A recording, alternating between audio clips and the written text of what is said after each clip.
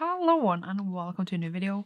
Need to film here because I didn't want to sync with my other devices on my computer. So I need to sit with my computer. And what we're going to do in this video is that we're going to talk about random books that I own. I think this is episode 8 if I checked correctly just now. So I've done 7 other episodes of this series now over a year ago. And it basically goes on the concept that I feel like I own a lot of books. 2,500 of them, and I feel like I show them in maybe a TBR, maybe a wrap up and a haul, and then I never talked about them again. And then it can be years before, like from when I buy something to when I read it. And I feel like it's fun to remind myself of what I own and remind myself what's on my TBR and what I like read and what memories I have towards that book.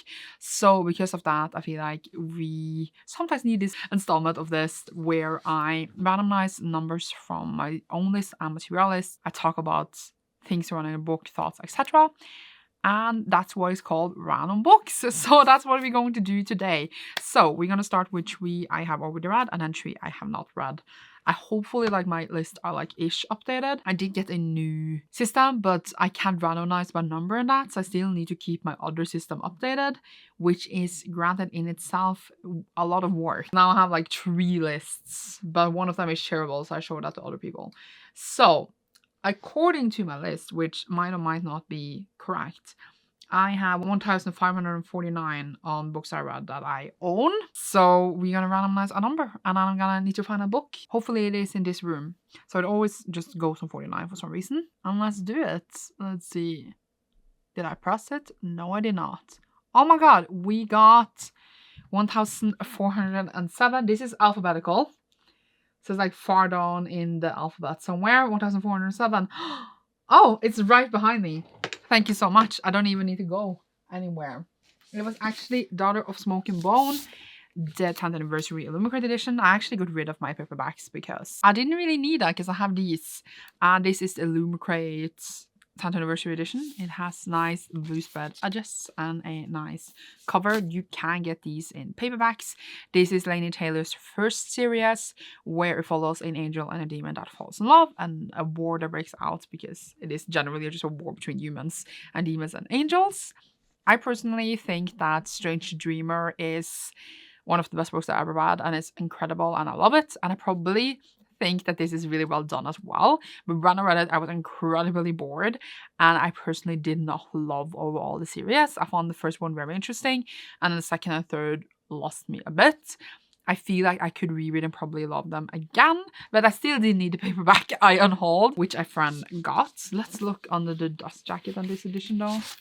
Ooh, it has a nice quote and then there is reverse dust jacket art, which actually was super fancy. We love to see it. Oh god. So I remember, as I said, that I really liked the first one and then the rest was a bit forgettable for me. It's been a little while now and I wonder if I will feel differently towards it. It's like you go to different worlds and doors, and I personally really love that. I was gonna say subject trope. So I feel like I could maybe reread it and enjoy it more, but like the love part and like the war part was very boring, but the world building was nice. So that is what we got for this first one. Oh, that was a fun one. It's a fun one. And just reminding me that maybe I could reread on audio or something. Someone tell me if the audio wasn't good. Okay, let's do the second one. We have 540. I needed to scroll a lot. Oh my god, 540. Okay, it's impossible to make this without one manga showing up because I obviously write up every single volume of manga, which means it's a lot of manga altogether on my list.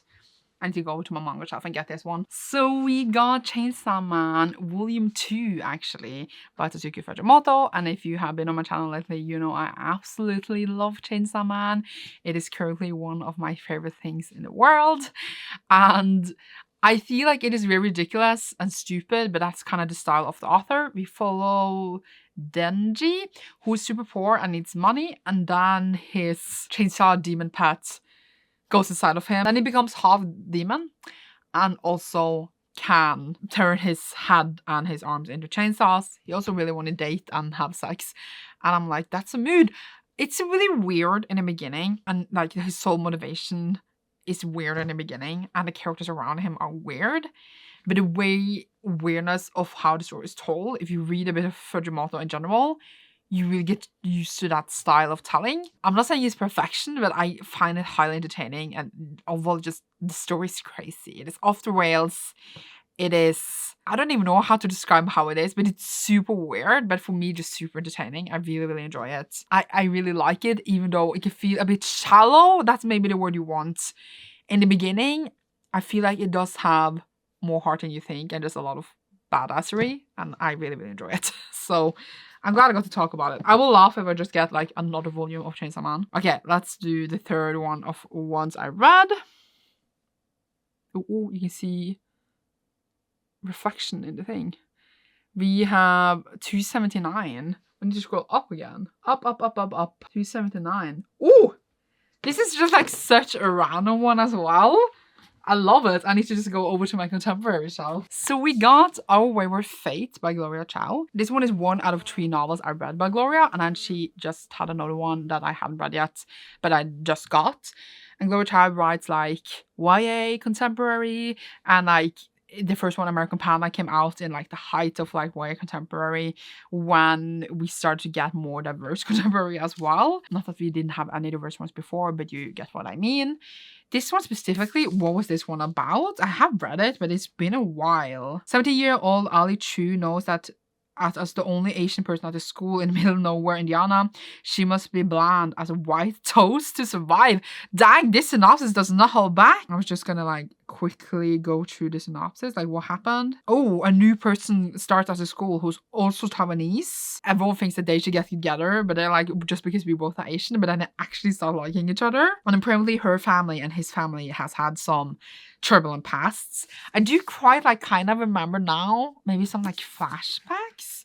Yes, we have flashback to late 19th century in the Qing Dynasty, and then we get the reason why we don't like this family. Oh my god, this is such a long time, I feel like, now since I read this. I feel like I should have remembered more, but like sometimes contemporaries are like, they're really nice, and I did really enjoy it when I read it. Some can also blend together, and yeah, I feel bad that I don't remember it better. Apparently, I only gave it 3 stars.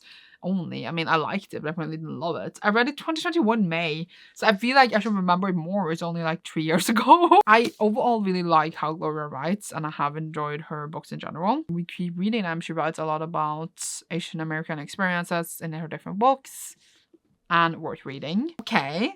That was fun. I feel like we always should do more than 3 on each, but I feel like 3 on each is like a fine balance. Let's do the ones I haven't read. That is also an experience. This doesn't include manga because I don't generally have them on my TBR list because they're like outside on another list. The list right now apparently is 698, which seems not incorrect because I haven't updated it in a while because I feel like I have read more than it actually says. And I feel like I don't have 700 books on my TBR, but I might have around that number. But like myself, the other system I have, I think I have like 550. But then I realized I have put out 200 books from my shelves that I'm gonna maybe unhaul. And they are probably still on the TBR list because I haven't unhauled them yet. But on the other library list shelf thing, I haven't added them because they're not on my shelves. So that's why it's so much less there. Something like that. Let's roll. Okay, it's still on 279 as earlier. So let's roll. We got 219, and this one is not alphabetical. This one is after when I got the books. So I just write them on the bottom. So this is like a little while ago. 219 we got. This is like in a box set. I need to go and get it. So we got The Woman Who Writes Like a Man in Alana, the First Avenger, I was about to call her. The First Adventure. That's not even what it's called. It's called The Song of the Linus Quartet. The Woman Who Writes Like a Man is book 3. I have read 1 and 2. So it's book 3, and I got this box set, I think, from my sister for birthday or Christmas sometime. Because I wanted to read all of the ones in this universe, what you call it, troll something universe. It doesn't say. Why doesn't it say? Well, either way, it's like a fantasy universe, just many series in it. I think I have this first one and then the first one in the next ones. I have the US box set for some reason. I think it was really cheap when I got it. I enjoyed it. It follows Alana and her brother that switch places. She wants to be a knight and he wants to be a magician, and then magicians can only be women, most likely, or women. And then, I mean, they don't have to be women, do they? But at least like the night people has to be man, and then she pretends to be a man most of the first book. And then she is really good at being this knight thing, warrior thing. Continues in the second one, and then obviously in the third one, I assume we still continue. Torchwall, it said on the back, Torchwall, that is the name of the world. I enjoyed it. It's very easy read, easy breezy read, at least these first ones. And it's kind of cool because they came out, what, in the 80s or something? So I feel like it was important for a lot of young girls back then. And like, I don't love them to pieces, but I still enjoy them nonetheless. And I still intend to plan to read through the whole universe. I don't know what else to say.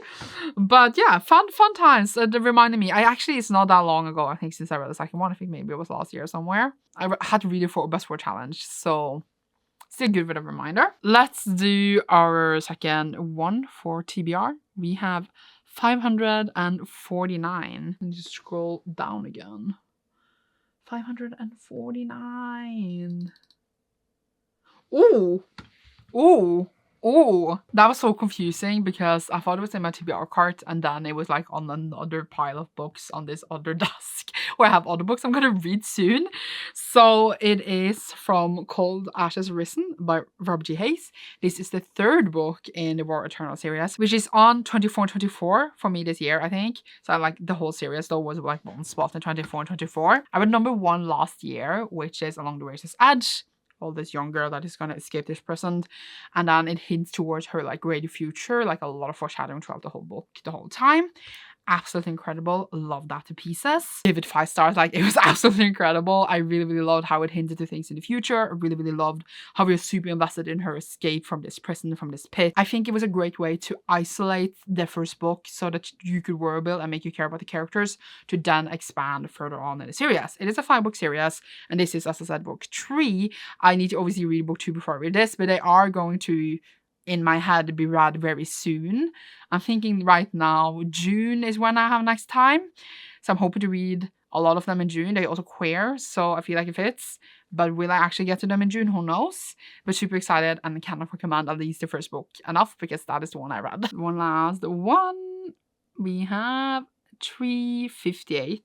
I see it backwards in the lens thing, so I get confused.